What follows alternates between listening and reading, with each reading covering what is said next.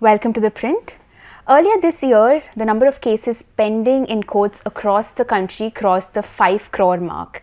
And this isn't a new thing for India. India has always grappled with the pendency problem in our courts, which is why arbitration as an alternate dispute resolution mechanism was envisioned.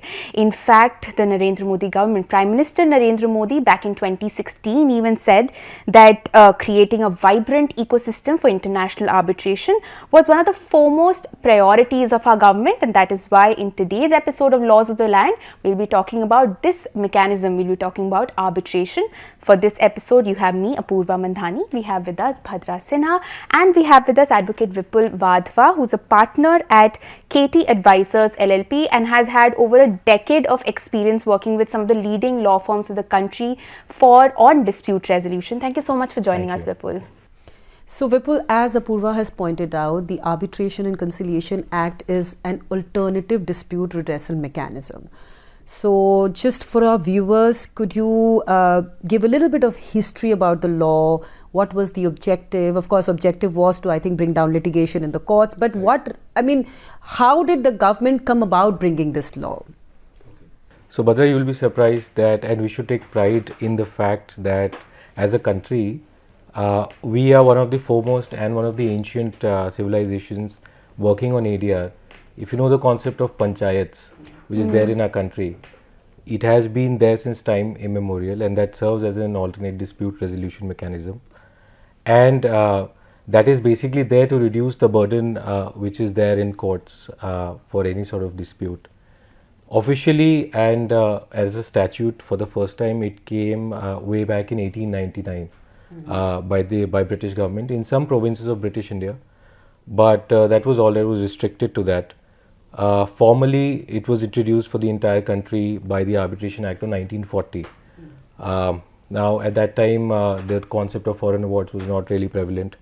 Then in 1961, they came up with enforcement and recognition of foreign awards. That served the purpose for some time, but then it was plagued with huge court interferences. You could not enforce any award without court interference. Every award had to be ratified by the court. So all that led to numerous amount of delays. And as we know, in 1991, there was a push towards liberalization by the government. So the government and the key stakeholders, they came up with a proposal that there is a need to transform the Arbitration Act to bring it at par with international conventions, especially the UNCITRAL laws. It is in that regime that the 1996 Act was implemented. And the idea at that time was to make India the hub of international commercial arbitrations and, of course, domestic arbitrations, as Apurva was pointing out, that Indian courts, since their inceptions, have been cloaked with pending disputes and minor disputes which can easily be resolved elsewhere. So if you see, the Arbitration Act does not only contain arbitration, it contains a mechanism for conciliation and mediation as well.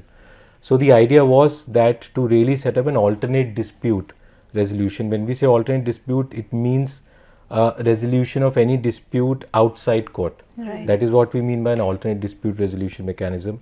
Here, all the powers that a court has in a civil law are given to an arbitrator, and he's usually a retired or distinguished judge, senior advocates, lawyers, specific to trade-specific people like engineers, chartered accountants, who can then apply the law to the facts of the case and come up with an award which is then enforced to the court.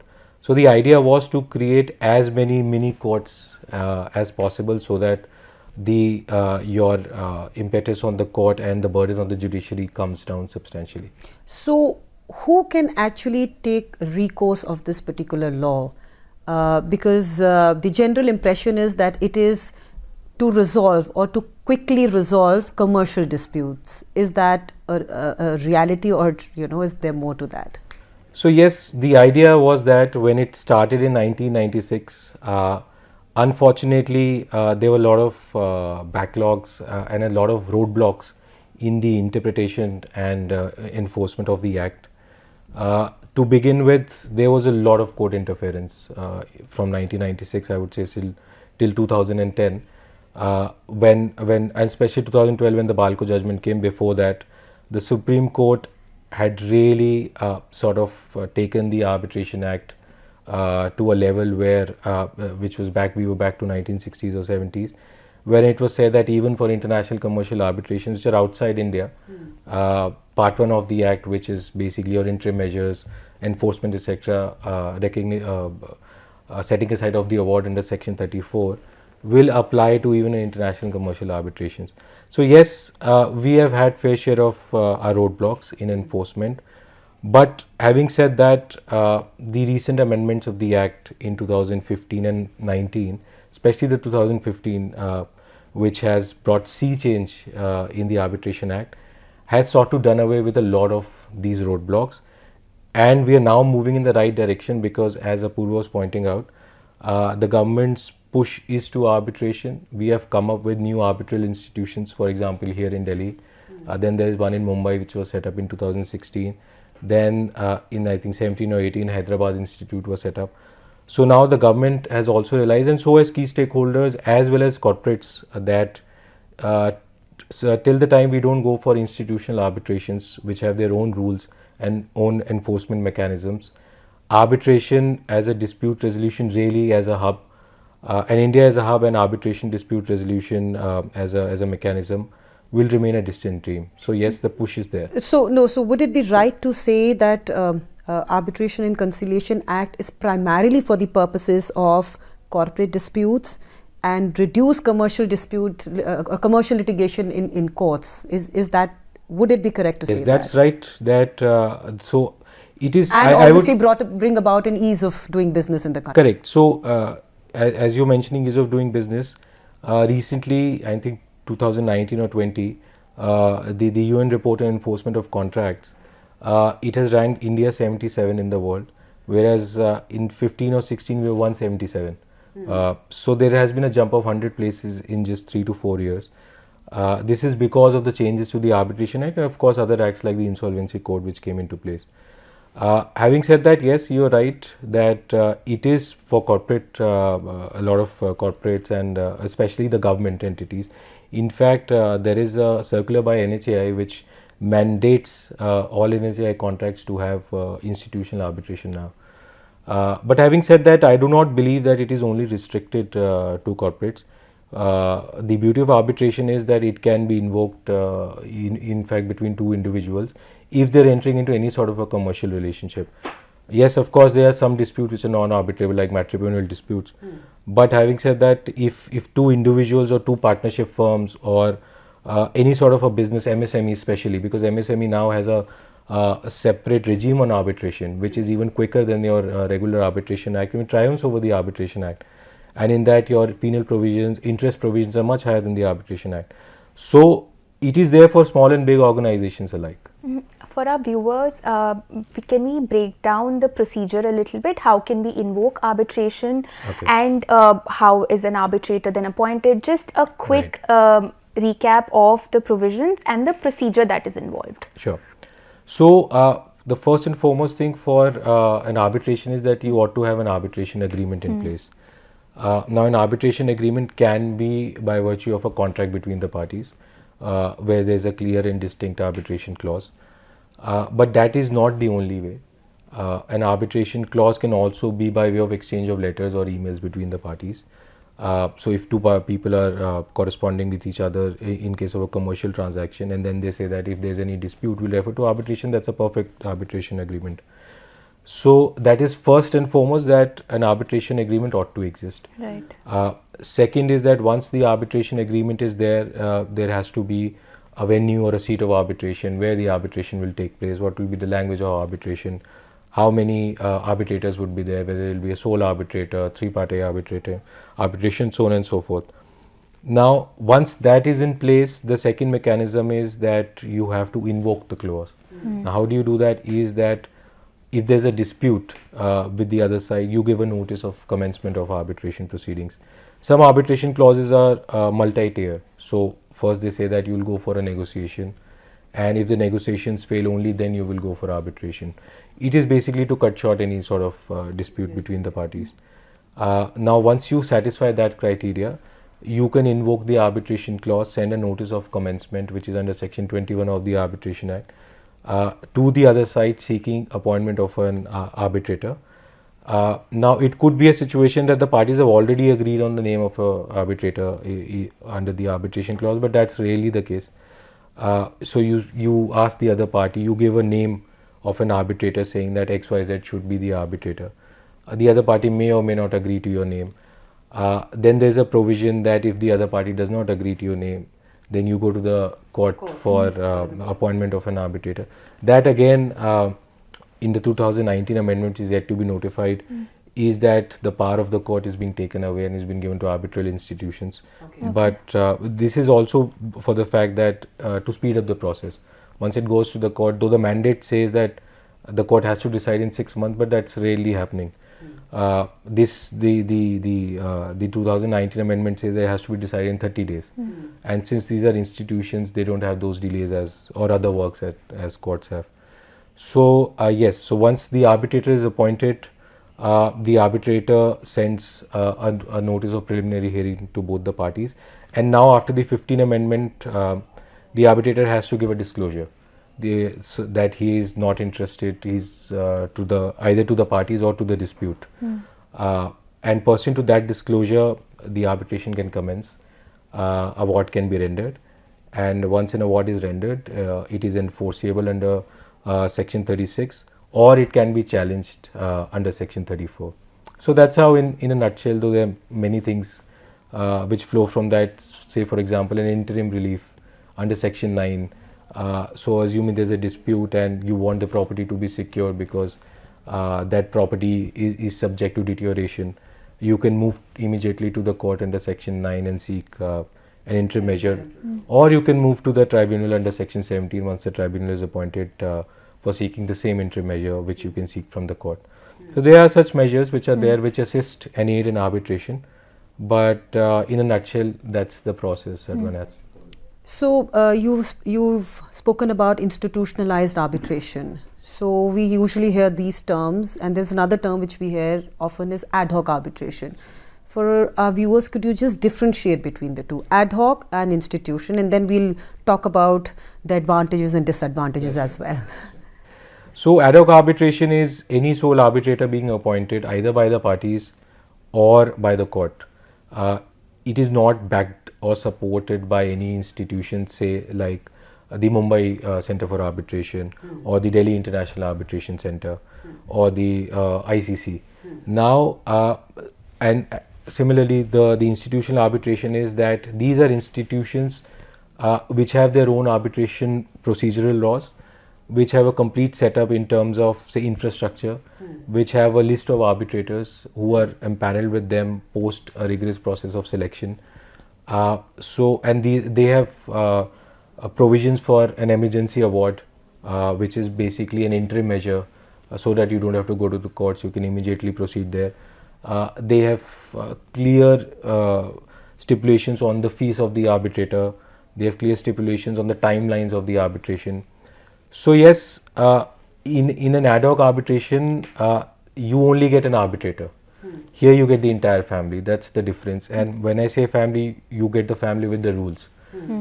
It's like a bachelor versus getting married into a joint family. So it's like that. They have their pros and cons, as you said. Ad hoc arbitration, of course, sometimes it's the benefit is that it's a sole arbitrator usually, which is there in an ad hoc arbitration. Procedurally, you can decide with it's flexible. You can decide with that. So if it's a retired Supreme Court judge, he may decide to have a hearing at a particular place. You can have a virtual hearing, so on and so forth.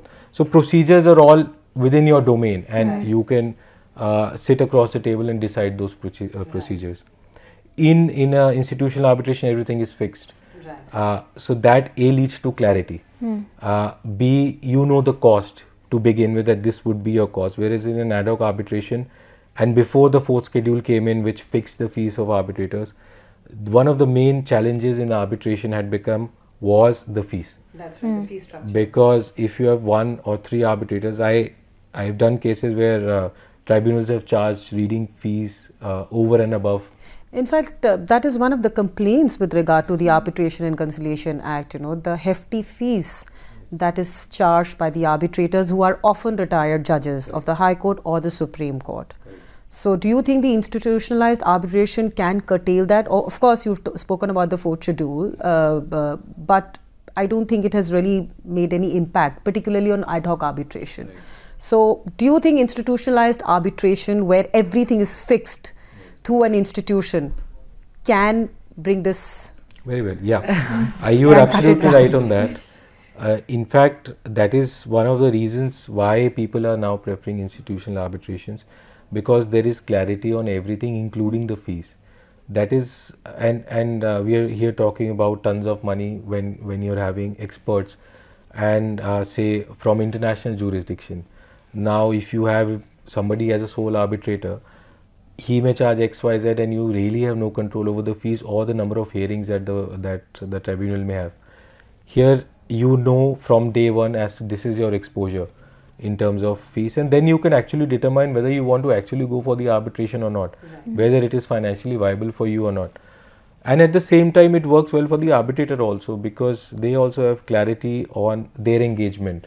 If they have something else, they can plan it accordingly. Now, here in ad hoc, that was the issue. Neither of the parties had any clarity on either engagement or time. That's why the amendment came and said that an arbitrator cannot take more than XYZ number of arbitrations per year, because there were arbitrators who were doing 3-4 arbitrations in a day. It was like a court proceeding. So one party came, did the arbitration, the other party came, did the arbitration. So the tribunals were also really overworked. But now everything is there, and you're absolutely right in saying that institutional arbitrations are a way ahead in terms of procedures, in terms of fees, in terms of clarity, in terms of enforcement as well. Okay, so this is what I wanted to come to actually. Once we've looked at the procedure for arbitration, we've looked at the ways in which that can be undertaken. What happens when an arbitral tribunal gives out its decision? What are the steps after that? Okay. Does it end there? Unfortunately, it does not end there. So after an award is passed, it has to go through the rigor of the court, which is called challenging the award under Section 34 of the Arbitration Act. Now, fortunately, after the 2015 and the 19 amendment, the challenge to the award is now very limited. Okay. So if I'll just give you a brief history.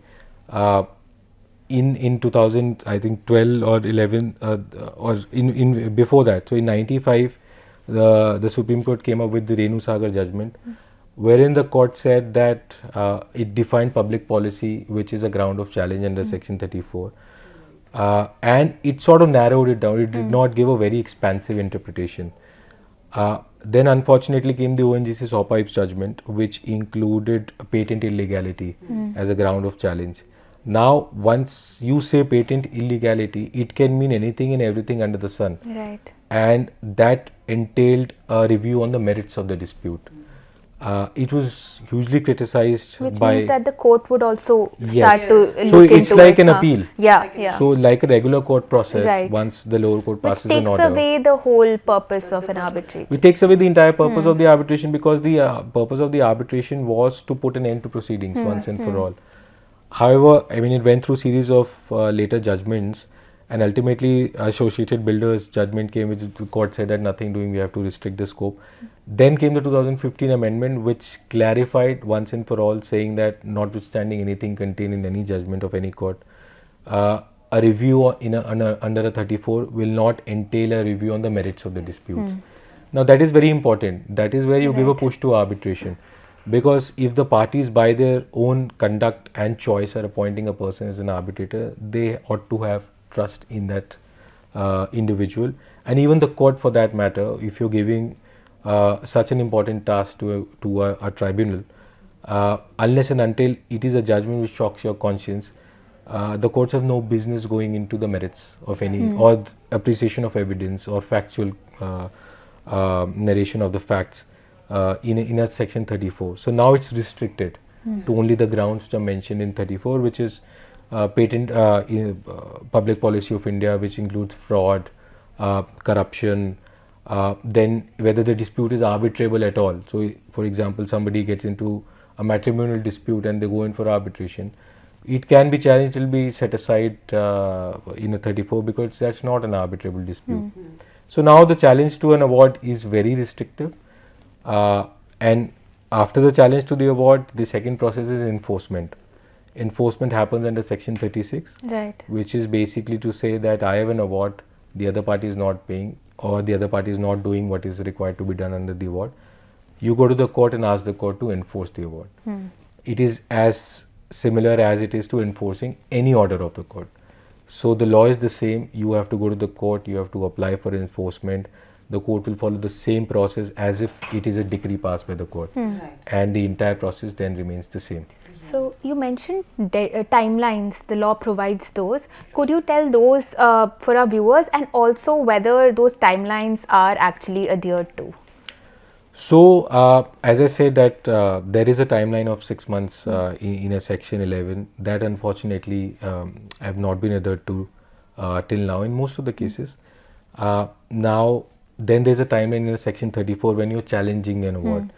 That is a very important timeline, and that has been held by the Supreme Court to be non-negotiable. It is 90 plus 30 days. If so, the day you have been rendered an award, a copy of the award by the arbitrator, you have 90 days to challenge that award, and 90 and another 30 condonable days where the court, seeing the reasons for your delay, can condone the delay. Once you cross that 120-day barrier, even the courts can't condone the delay. So the award, for all practical purposes, be it that it is the worst award in the history of the arbitration regime, becomes enforceable. The courts cannot then go into the merits. So that is a sacrosanct timeline that we must follow. Pursuant to that, there is no timeline, unfortunately, in section 36 is go by the Normal Limitation Act. So whatever is the enforcement, so if you're doing a money decree, the enforcement of a money decree will be governed by the Limitation Act. So it's the same. The Arbitration Act does not give you any particular timeline there. There is though a timeline in section 9. So section 9 is, as we were discussing, about an interim measures to the court. Now, after the 2015 amendment, it says that any interim measure passed by the court under section 9 will only be applicable for a period of 90 days. And you have to initiate arbitration in those 90 days. Okay. So the reason why this was introduced was because people used to take an interim order from the court under section 9 and then never initiate arbitration for 2-3 years. So the entire purpose of having an alternate dispute resolution really was being defeated. Right. So yes, there are certain timelines, but except from 34, say 9, and except 9, they have not been followed in terms of appointment. One last question. So you just said that, for enforcement you have to go to the court, or somebody may challenge the arbitral award and go to the court. Many a times we've also seen that execution petitions are also filed in the court because people are not willing to abide by the arbitral award. Now the point is that if you start a process to resolve a dispute while resorting to an alternative dispute mechanism, but you finally end up going to the court, right? And how many years you take in the court to resolve that particular dispute is totally uncertain. So what do you think? Do you think that, have you been really able to achieve the real purpose or the objective behind the act? Because now if you talk to people, of course, now there's a lot of talk about talks happening around the law. But the perennial complaint is that Arbitration and Conciliation Act has become yet another expensive, litigation process. No, you're absolutely right. My opinion is that we are still very nascent in the field. It's a 96 Act. It's not been 30 years, which has been there. Courts and in fact the legislature have flip-flopped on the Act a lot. Sometimes a push is towards arbitration, but sometimes it's completely against arbitration. So, for example, the recent judgment of the Supreme Court in the NN Global matter, where they said that stamping is required for an arbitration award to be arbitration agreement to be recognized. Now, then again, it goes back to square one, and we have had so many cases which are just stalled in the high courts because they are not stamped. Now, so therefore, the push is there, but we need to do more, and it is from all the stakeholders, right from the judiciary to even advocates, and of course from the legislature side. We have good institutions now. the idea is that now the government should really start pushing, because government is the biggest litigator in the country, even in the arbitration proceedings, that as NHAI has done, that they should have mandatory arbitration, institutional arbitration clauses in their agreements, and that frankly even the mindset has to change at a lot of levels, especially as you were talking about enforcement. Ultimately, if I'm coming to the court and I'm following the same procedure as a decree, now I'm bound to get delays. But there the Commercial Courts Act comes into play, which again has strict timelines. Which also was introduced very recently. There also the push is that the matters are resolved as quickly as possible. There are commercial benches separate in all courts, high courts as well as district courts as well. So yes, the push is there. We're going in the right direction. But having said that, maybe we increase the number of commercial benches, or we have separate enforcement mechanism for an arbitration, so that we make it more user friendly, in the sense that we should really now become the hub of international arbitrations. We have everything. We have a good judiciary, we have decent advocates, we have good infrastructure in place. The only thing missing is time. We really take a lot of time in enforcement. Okay. With that, we've reached the end of this episode. In this episode, we spoke about arbitration. We spoke about how arbitration was introduced as an alternate dispute resolution mechanism to take matters out of the courts. As to how successful this has been, as Vipul says, there is a push to make it reach there, to make it fulfill its objective, but we need to do more. Thank you so much for watching. Hope you enjoyed this episode. Do let us know in the comments section.